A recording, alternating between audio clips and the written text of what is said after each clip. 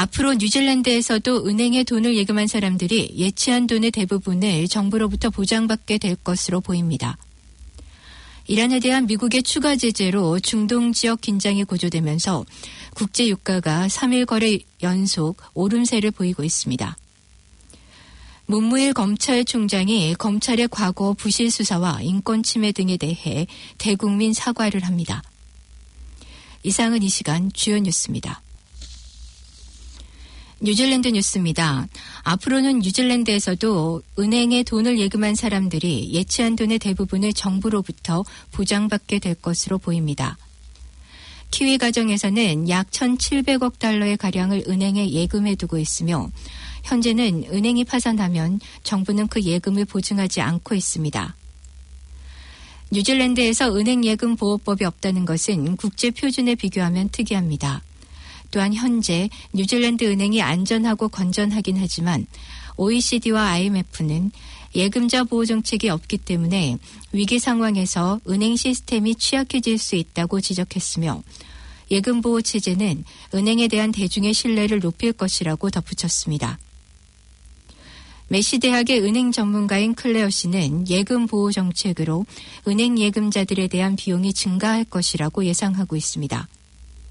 그녀는 국제적으로 은행 예금 보호 정책은 고객들에게 무료가 아니었다고 말했습니다.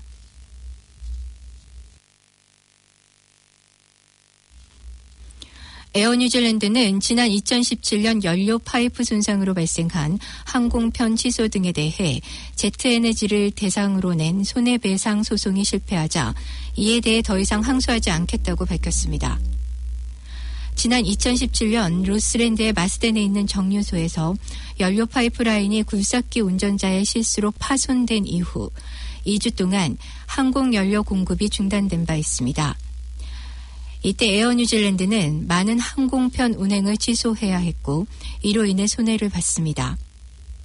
에어 뉴질랜드는 BP 오일에서의 손해배상 청구를 완료했으며 이어서 제트에너지에 대해서도 취소된 항공편의 손실에 대한 손해배상 청구를 법원에 제기했습니다. 하지만 판결문에서 법원은 제트에너지가 연료 파이프라인의 파손으로 인한 모든 책임을 지는 것은 비합리적이라고 명시했습니다. 에어 뉴질랜드의 항공 연료 소비는 2015년 이후 크게 증가해왔습니다.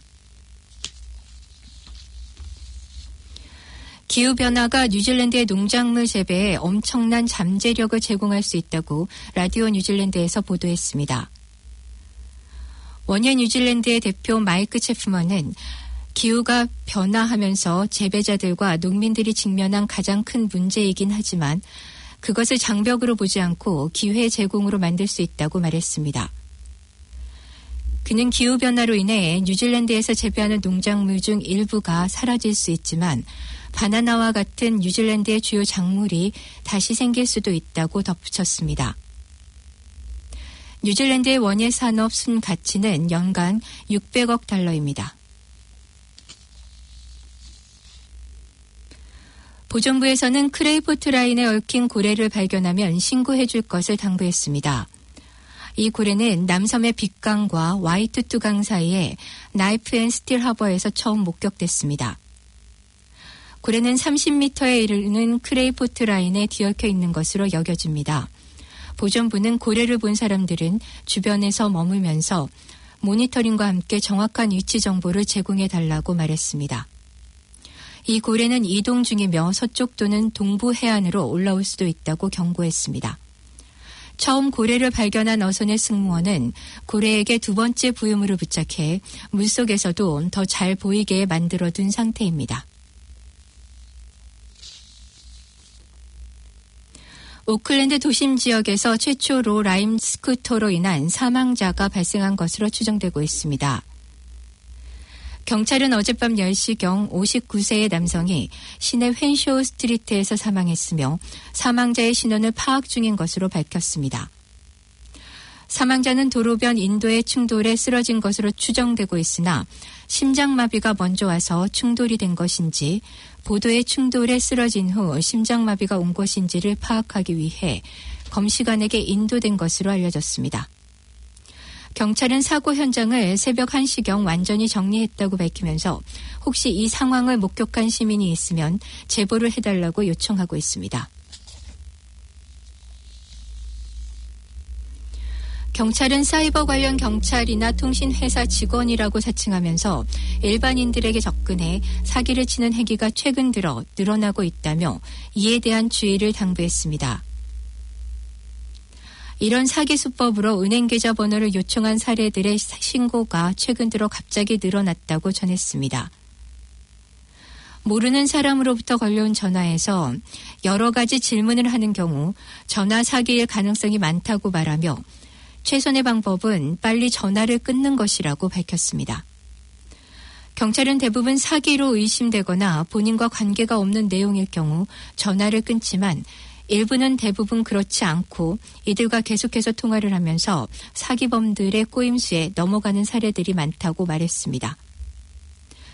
또한 정부에서는 공무상 불특정 시민들에게는 전화로 직접 접촉을 하거나 은행 계좌번호 등 신상에 관한 것을 묻지 않는다고 거듭 강조하면서 이런 전화를 받았을 경우 바로 끊고 경찰에 신고해 줄 것을 요청하고 있습니다.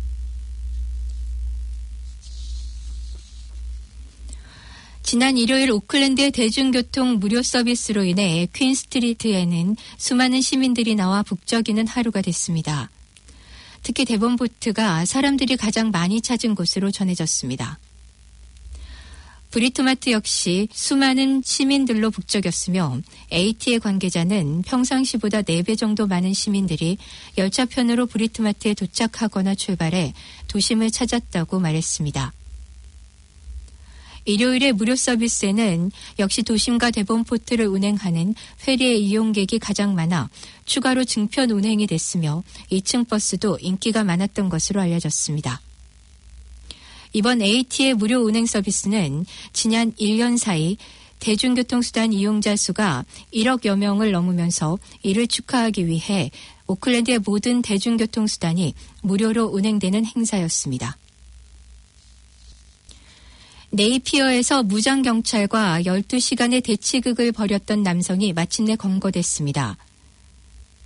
어제 오후 2시 15분경 경찰은 네이피어 알렉산더 애비뉴에 있는 한 주택에 신고를 받고 출동했으며 무장경찰팀과 경찰 협상 전문팀 등도 이 시간 현장에 도착한 것으로 전해졌습니다.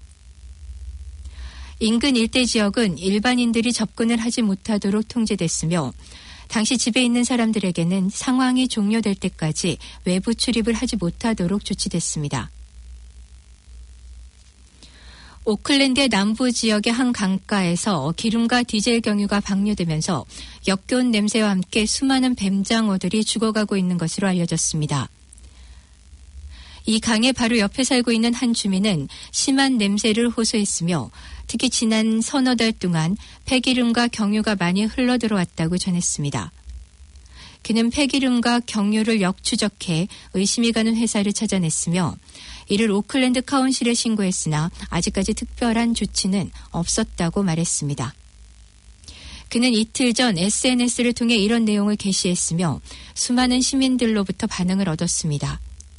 또한 어제 또 다시 많은 양의 폐유와 경유가 흘러나올 때 카운실에 신고를 했으며 관계 직원이 이 상황을 목격했다고 전했습니다. 카운실에서는 중장비를 동원해 현장 정리 등 주변을 정리하고 있으며 문제를 일으킨 회사를 조사 중인 것으로 알려졌습니다. 지금까지 전해드린 뉴질랜드 뉴스는 뉴질랜드 헤럴드, TVNZ, 스토프, 라디오 NZ, 뉴스허브에서 간추렸으며 그 밖의 뉴스는 PBC, KBS, 펜앤마이크에서 간추렸습니다. 오늘의 환율 정보입니다. 뉴질랜드 달러와 대비 원화 기준 환율은 764원 76전, 한국에서 보내실 때 772원 40전, 한국에서 받으실 때 757원 12전입니다. 끝으로 날씨입니다. 오클랜드 오늘은 때때로 구름이 끼겠습니다. 낮 최고 기온은 15도로 예상됩니다.